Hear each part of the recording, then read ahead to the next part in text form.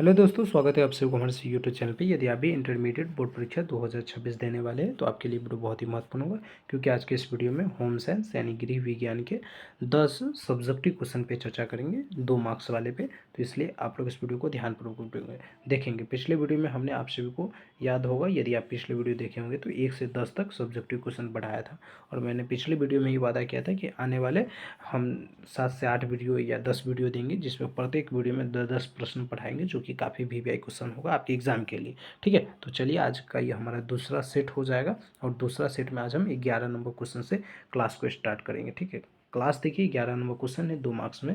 ये प्रश्न काफ़ी बार आता है, मोस्ट वीवीआई क्वेश्चन है, याद रखेंगे। मोस्ट वीवीआई क्वेश्चन को एम वीवीआई कहते हैं या एम वीवीआई कहते हैं। ठीक है, तो देखिए प्रश्न क्या है, डिलीवरी क्या है। तो प्रश्न को डिलीवरी कहते हैं। आप हिंदी में है ना, प्रश्न अगर कभी भी रहे ना तो याद रखिएगा, मतलब डिलीवरी की बात किया जा रहा है इंग्लिश में। ठीक है, तो प्रश्न वह प्रक्रिया जिसके द्वारा जो है ये शिशु माता के गर्भ से बाहर निकालकर इसे दुनिया में लाता है या आता है। यानी डिलीवरी से क्या होता है, तो वैसी प्रक्रिया है जिससे क्या है, तो एक माँ जो है अपने शिशु को इस दुनिया में बाहर लाता है, मतलब निकालता है अपने गर्भ से। तो इस प्रकार से इसे समझिएगा, बहुत ईजी क्वेश्चन है आपके एग्जाम में, हालांकि बहुत बार पूछा जाता है। शिशु जन्म की प्रक्रिया को ही हम प्रसव कहलाती है या प्रसव कहते हैं, तो वही इसी में कहता। चेचक क्या है, ठीक है, चेचक किसे कहते हैं, ये क्या होता है। ठीक है, तो आइए इसको हम समझते हैं। चेचक देखिएगा ध्यान से, कह रहा है चेचक वायु के माध्यम से होने वाला एक रोग है। चेचक जो रोग है ये वायु के द्वारा होता है, वायु के द्वारा फैलता है। चेचक जो है ये विरियोला वायरस के कारण होता है। ये अगर पूछे चेचक किस वायरस के कारण होता है, तो विरियोला वायरस के कारण यह रोग होता है। चेचक का टीका इसका बचाव रोकथाम करता है। चेचक का टीका लगाने से क्या है, तो मतलब हमें बचाता है कि चेचक वाला रोग न, चेचक जिसको जिसको होता है ना, उसका शरीर में देखिएगा तो मतलब कहीं कहीं वाइट वाइट वाइट वाइट नज़र आएगा, तो उसको चेचक कहते हैं। ठीक है, चलिए नर्सरी स्कूल क्या होता है। नर्सरी स्कूल देखिए, पहले आप लोग अगर सरकारी में पढ़े होंगे तो डायरेक्ट आप जानते होंगे आंगनबाड़ी, और आंगनबाड़ी के बाद पहला दूसरा पांचवा। ठीक है, और जो बच्चे प्राइवेट में पढ़ते हैं उसको नर्सरी में पढ़ना पड़ता है, यूकेजी में, एलकेजी में, फिर जाकर मतलब आगे आगे इस प्रकार से मतलब होता है यूकेजी, एलकेजी, नर्सरी, फिर फर्स्ट, सेकेंड, थर्ड, इस प्रकार से आता रहता है। तो नर्सरी स्कूल क्या होता है, आइए इसको जानते हैं। बहुत ही टॉप लेवल का प्रश्न है आपके एग्जाम के लिए, ध्यानपूर्वक देखिएगा। कह रहा है कि जो बालक 3 वर्ष के हो जाते हैं, मतलब एक बालक जब 3 वर्ष के हो जाते हैं उन्हें नर्सरी स्कूल में भेजा जाता है। उन्हें क्या है, तो नर्सरी स्कूल में भेजा जाता है, ताकि वह अपने आप को बड़े स्कूल जाने के लिए तैयार कर सके। मतलब जो बालक जो है ये 3 वर्ष का हो जाता है, बालक बालिका कोई भी लड़का या लड़की दोनों में अगर 3 वर्ष का हो जाता है, तो उसे माँ के द्वारा, पिताजी के द्वारा या उसके गार्जियन के द्वारा, पेरेंट्स के द्वारा बच्चे को नर्सरी स्कूल में भेजा जाता है, ताकि वह अपने आप को स्कूल जाने के लिए तैयार कर सके। ठीक है, यहाँ से 3 से 5 साल की उम्र में बच्चों को सिखाया पढ़ाया जाता है। यहाँ से जो है ये बच्चों को 3 से 5 साल की उम्र तक जो है यह सिखाया पढ़ाया जाता है। नर्सरी स्कूल में बच्चों को अनौपचारिक तरीके से ज़्यादातर खेल खेल में शिक्षा दी जाती है। मतलब औपचारिक तरीके से बच्चों को पढ़ाया नहीं जाता है ज़्यादातर। ठीक है, ज़्यादातर कहने का मतलब हुआ कि अगर हम मान लीजिए बच्चों को एकदम शिष्टाचार में कहेंगे हल्ला मत करो और तुमको पढ़ना है, ये शिष्टाचार में, जैसे एक बड़े लेवल में जब आप 10th में 12th में जाते तो एक शिष्टाचार के हर एक नियम और कानून का पालन करते हुए आप पढ़ाई करते हैं, तो उस समय जो है बच्चे को नहीं कोई नियम कानून नहीं, खेलते खेलते उसको पढ़ाया जाता है। बहुत सारा वीडियो, आजकल तो सोशल मीडिया का ज़माना, आप देखेंगे ऐसे ऐसे टीचर सब है, महिला सब में और पुरुष सब में भी, जो बच्चों को खेलते खेलते पढ़ा देते हैं, जो कि अगर वीडियो देखिएगा आप या हम तो हमें भी मज़ा आता है, क्या कैसा टीचर सब है, मतलब अच्छे से पढ़ाता है। तो हम लोग भी पढ़ाया, हम खुद मतलब बच्चे लोगों को इतना हंसा हंसा कर पढ़ाया कि मतलब उसको खेलते खेलते में किसी चीज़ को सिखा दो, पढ़ा दो। तो वैसे तरीके से नर्सरी स्कूल में पढ़ाया जाता है, ताकि बच्चे जो है यह मतलब सीख सके कुछ, और आगे जाकर अपनी स्कूल की पढ़ाई के लिए वह तैयार हो सके। तो इस प्रकार से नर्सरी स्कूल के बारे में आप लिख सकते हैं। अगला क्वेश्चन देखिए, 14 नंबर प्रश्न है, अस्थाई दांत परमानेंट टीथ। ठीक है, अस्थाई दांत को हम कहते हैं परमानेंट टीथ। मतलब जो चीज़ परमानेंट रहता है उसे हम क्या कहते हैं, परमानेंट कहते हैं, मतलब अस्थाई कहते हैं। तो अस्थाई दांत जो है ये 12 होते हैं। क्या ये सही है? बिल्कुल गलत है।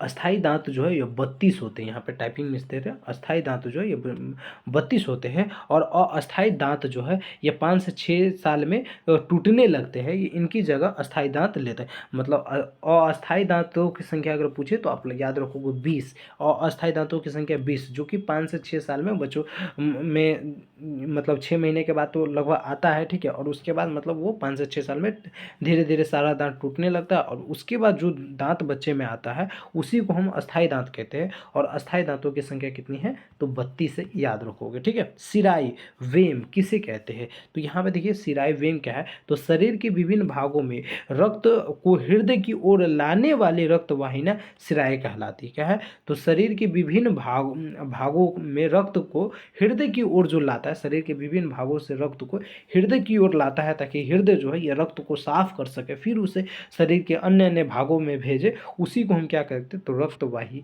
की, यानी रक्तवाहिकाएं सिराएं कहलाती है, कहते हैं उसे।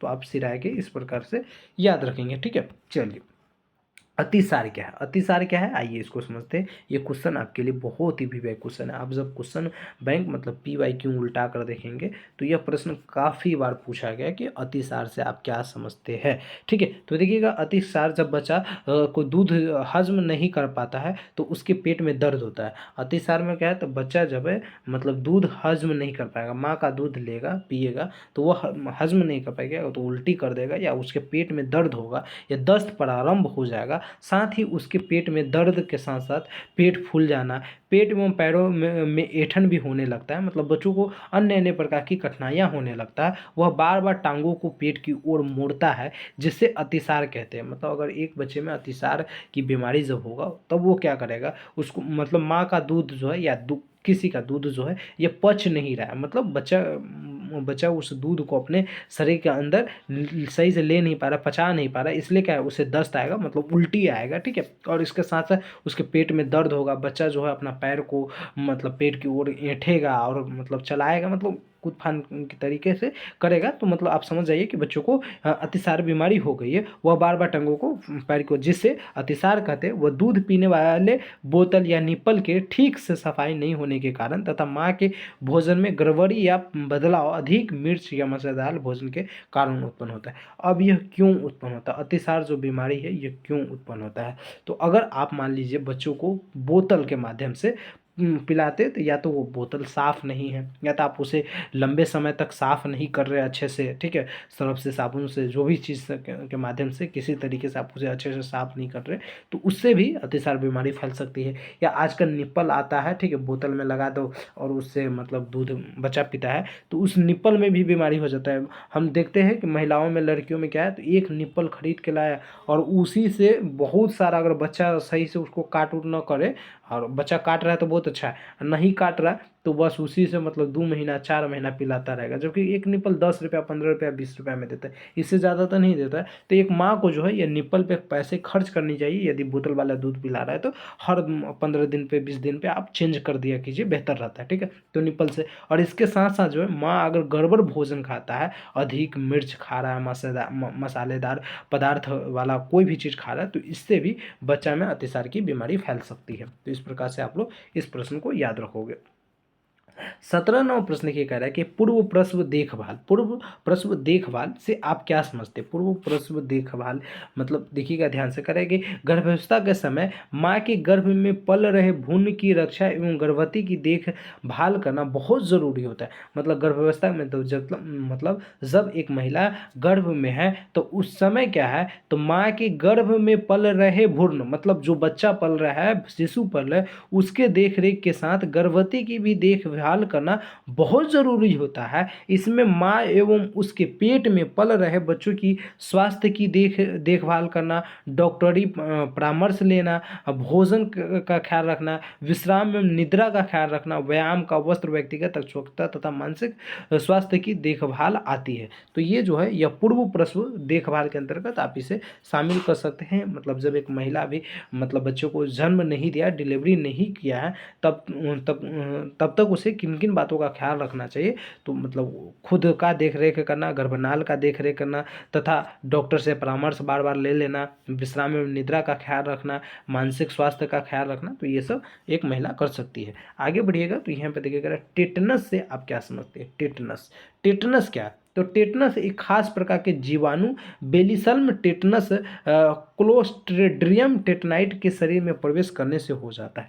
टेटनस जो है यह क्या है, तो एक खास प्रकार के जीवाणु जो है आपके शरीर में जब प्रवेश करता है तब यह बीमारी उत्पन्न हो जाता है। क्या है? उत्पन्न हो जाता है। तो इस प्रकार से आप इसे लिख सकते हैं। और यहाँ पे आगे लिखेगा कि टेटनस जंग लगे लोहे के घाव पर लगने पर होता है। मतलब जो टेटनस जो है ये किसके कारण होगा, तो मान लीजिए एक सुई इसीलिए कहा जाता है कि टेटनस टेटनस का सुई जल्दी से ले लो। क्यों?